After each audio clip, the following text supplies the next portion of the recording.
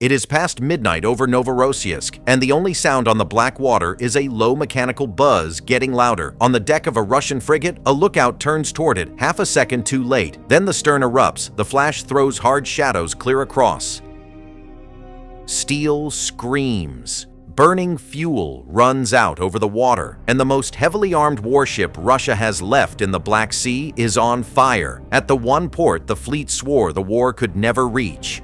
This is the harbor Putin's navy ran to for safety. Tonight, the drones followed it home. Moscow calls it a foiled attack. Ukraine calls it a kill.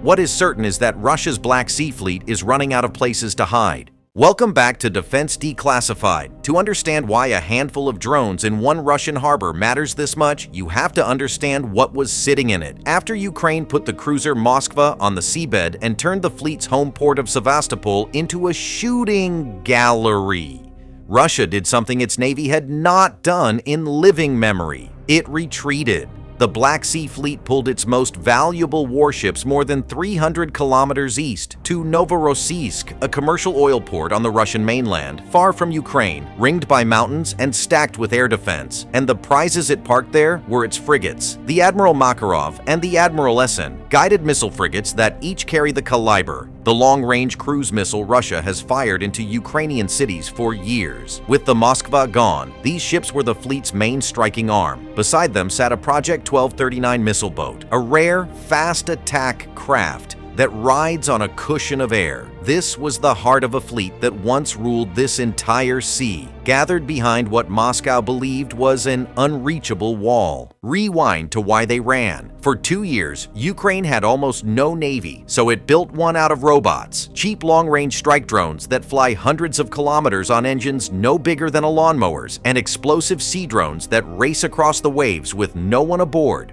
One by one, those weapons made Sevastopol the fleet's home for 2 centuries, too dangerous to use.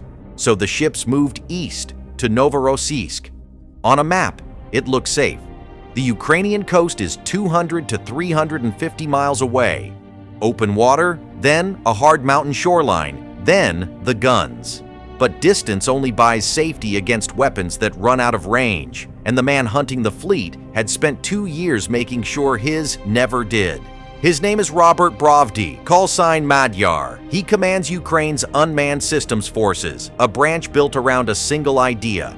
You do not need a navy to sink a navy. You need range, patience, and more cheap machines than the enemy has missiles to stop them. Novorossiysk was not out of reach. It was simply next on the list. On the night of the 6th of April, 2026, they came for the biggest prize of all. Out of the dark of the eastern Black Sea, a wave of long-range strike drones crossed hundreds of kilometers of open water and bore down on the Admiral Makarov, the last frigate in the fleet still able to fire the Kalibr. Inside the harbor, the air defenses opened up. Tracer climbed over the breakwater, but these targets fly low, fly slow, and arrive from everywhere at once. And a port packed with fuel tanks and warships is a very hard thing to defend perfectly. At least one got through. Ukraine says the Makarov was hit and badly degraded. Russia, as always, says almost nothing. The exact damage to the frigate has never been confirmed by either side, and no clear picture of the wreck has ever surfaced. What is not in dispute is the target. Ukraine had gone straight for the fleet's last working Kalibr frigate in the harbor that was supposed to keep it safe.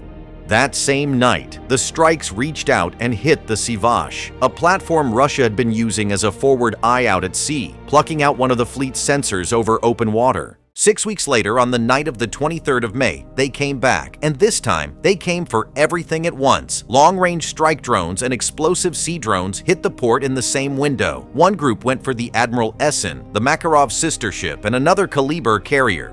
By the accounts that reached the west, the Essen's crew swung its point defense missiles onto the incoming drones. Whether they stopped anything or scored a single hit has never been established. The fog over that harbor has not lifted to this day. At the same time, the strikes walked across the rest of the base. The Project 1239 missile boat was hit. So was Russia's largest oil export terminal on the Black Sea and a fuel depot feeding it, both lighting the night for miles. Now step back and look at what this does to a navy. Russia has now lost or had damaged almost every major surface ship that made the Black Sea Fleet dangerous. Sevastopol is too hot. Novorossiysk is no longer safe, and so Moscow has started doing the unthinkable. It is moving warships off the Black Sea entirely, north and east toward the Caspian, through the Volga and Don Canal. But here is the trap in that escape. The canal is shallow and narrow. The small Karakurt and Buyan corvettes can squeeze through. The big frigates and the fleet submarines cannot. They are too large.